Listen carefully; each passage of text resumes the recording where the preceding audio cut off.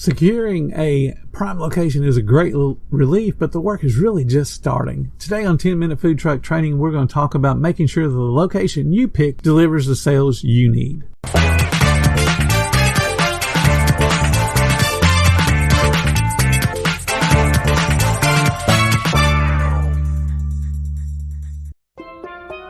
Here at the Almond Joy Factory, where tropical vibes abound, we use soft, fresh-tasting coconut. The crunchiest almonds and delicious chocolate candy. But do you know what our most important ingredient is? Sometimes you feel like a nut. Sometimes you don't. Almond Joy's got nuts and something even way better than that. Yes, Almond Joy is made with almonds and joy.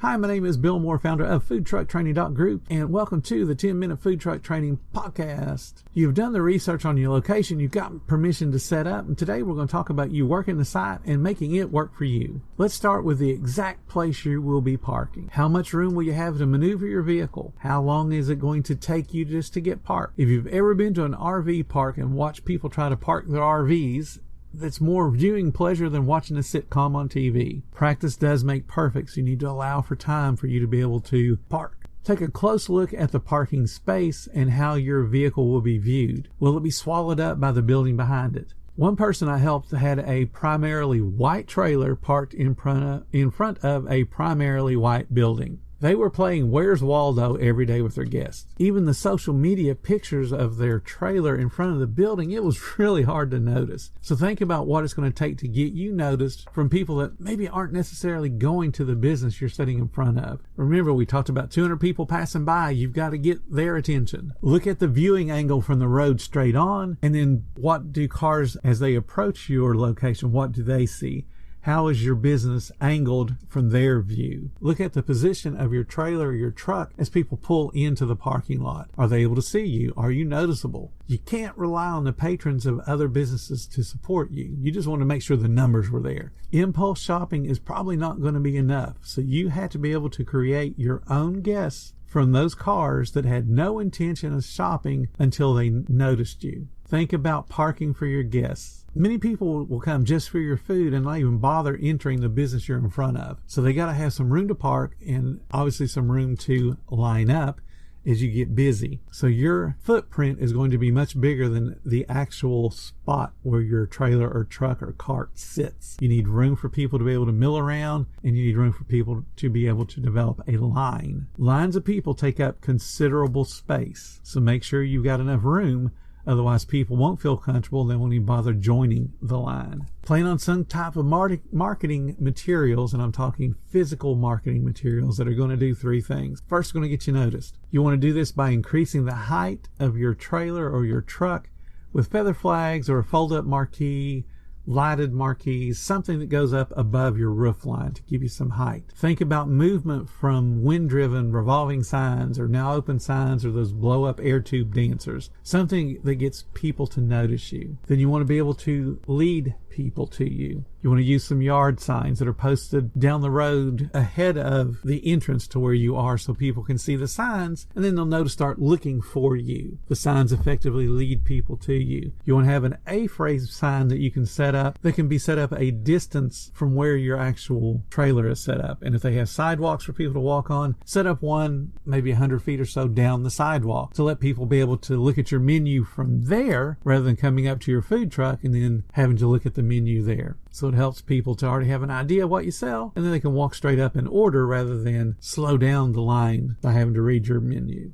Third, you want to plant seeds. You want to set up yard signs like Burma Shave, which are a sequence of short, funny signs that speak about a signature item or that you do something like catering. These signs can be used after folks would have driven past your entrance area. They help show off your personality, and they make a memorable connection to your brand. And maybe the signs will be just funny enough that they go ahead and make a U-turn to come back and get food from that guy that has those funny signs. Be thinking about where or how you will use each of the items before your first day. You'll want your first day to go off smoothly, so having everything planned out will help ease some of those day one jitters. You're still going to be nervous, but at least you'll have one less thing to worry about because you planned out what you want to do as far as setting up goes. In the days leading up to your official opening, Visit adjacent businesses and offices and apartment complexes and let them know, hey, I'm going to be open. Ask them if you can post a schedule, post a menu, post something in their break rooms. And of course, as always, carry a business card and a Be My Guest card as a little enticement for people to come visit you.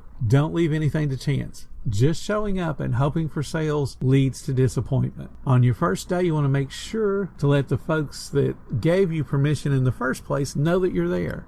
Go in and just say hi to the manager, remind them that, hey, today's our first day. Don't forget your free meal or whatever you promised them. If you did promise free meals to management, you want to get them to pre-order so that the order taking process is easier for them and it's less of a headache for you, because guaranteed they're going to want their food when you're the busiest. But if you can get that pre-order out of them with a set time they're going to pick it up, at least you can work it into your order taking process and have the food ready when they step out to grab it.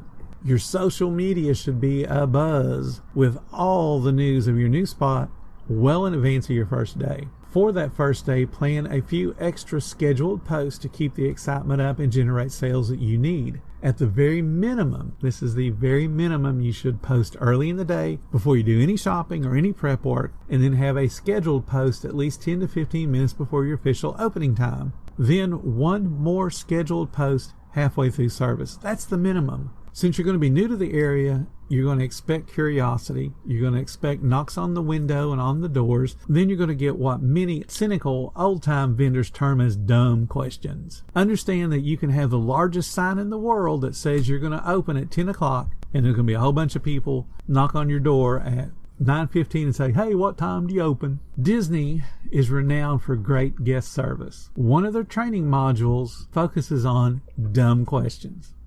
They don't call them dumb questions, but it focuses on questions that are self-answering. Cast members are often approached by guests in the parks that say, hey, what time does the 3 o'clock parade start?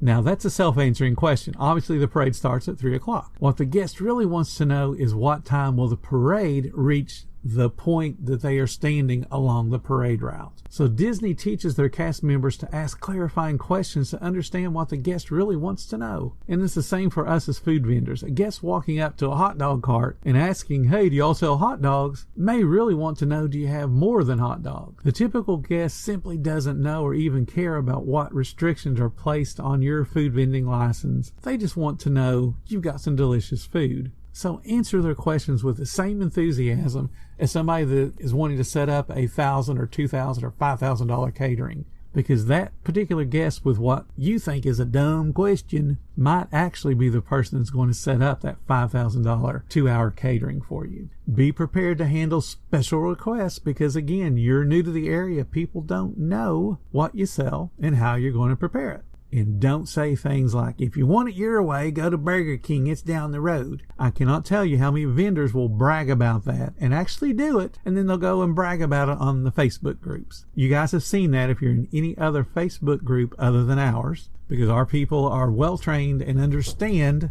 that moving a business forward is not chasing away a guest because they say, I want something different than your menu says. The vendors that chase away a guest don't understand service. And service is one of the keys to a successful food business. And I'm going to tell you right now, if you think a special order is too much of a hassle, don't bother getting into the business. All you're doing is setting yourself up to be extremely frustrated. Make your life easy. Choose another career path. Expect the first few days to be hectic and rocky and tiring and nerve-wracking and just plain scary. Help yourself out with a plan. Help yourself out with some forethought. But you can expect all the planning in the world to still end up with a rocky day. So a typical day would include social media posts, scheduling future posts for that particular day on social media during your service time so you don't have to worry about trying to do one in the middle of lunch or the middle of dinner. You want to shop for that day's supplies. You want to do prep. You want to drive and set up. You want to place all your marketing materials. Then you want to open for service. At any slow point in the day, that's a cue for you to market. Additional social media posts, sign spinning, handing out samples, doing something to get people to notice you. Talking to people as they pass by. A cheerful, hi, how are you doing today, draws attention And perhaps that person was so wrapped up in their own personal business, they didn't even notice a food truck until you spoke. Remember, if you're scheduled to serve 11 to 2, you should be busy, either serving guests or marketing your business the entire time. Do not sit down. It looks bad, and when someone approaches you, they feel like they're interrupting your break, so they may just pass on by even though they're really hungry because they don't want to interfere with your break time. At the appointed time, close your windows, pull down your marketing material, and make yourself look closed. Don't close early if you can at all help it, because closing early is telling people that you can't keep your promise. If you promise to be there 11 to 2, be there 11 to 2. Run all your sales through a point of sale system. That way you can track what sells and how many of it you did sell. This helps you with your prep for the future. And then I want you to also take an inventory so that way you know what food you need for tomorrow, and then place that food order if you don't have enough for tomorrow so that it's ready for you to pick up tomorrow morning. Start your cleanup process and get your vehicle prepped for moving. Cover what needs to be covered, bungee cord what needs to be bungee cord. Get everything ready to move that vehicle. And then check your social media for comments and respond. Post tomorrow's location, and even if it's the same location, remind people, hey, I'm still going to be in front of. Talk about any specials, any features. Talk about how your first day went. Just post something to keep people engaged and talking to you. Have a time frame in mind for how long you can reasonably afford to build up sales. Clearly, you cannot just open and have all the sales you need for your bank account. 30 days is a typical trial period, if you will, but your bank account might say otherwise. So don't be afraid to pull the plug and move on to greener pastures if you need to. And that's what we're talking about tomorrow. When is the best time to give up on a location and move on to those greener pastures? If you're enjoying our chats, please consider supporting the podcast by clicking the support button. Every little bit does help. If you'd rather make a one-time donation, I've got a link in the description. If you need more information or just like the camaraderie of like-minded positive people, join our Facebook group. It's called Food Truck Training. The links are in the description. Thank you guys so much for listening, and stay profitable, my friend.